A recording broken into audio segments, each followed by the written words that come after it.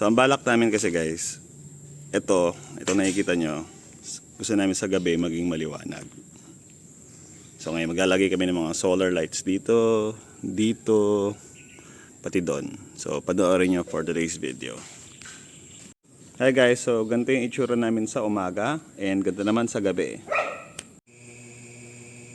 And yan guys, ito yung mga solar lights na binili natin kay Lazada.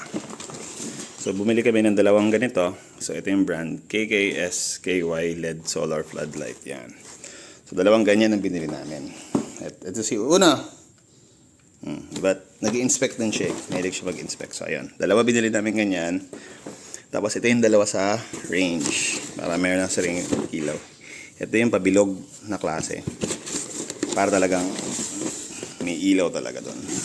So later ikakabit natin. Papakita ko yung video while kinakabit siya. Ayan, kinakabit na yung ating solar light. Oh, baka malaglag boy. Huwag mo itatayaan mo, baka malaglag yung video. Higa mo muna. Oh, ay, huwag ganyan. Oh, wala ka tayong pagod niya. Diyan nalagay guys. So. Diyan. Mas galagay tayo isa rin dito. Yan guys, so nakakabit na yung mga solar lights.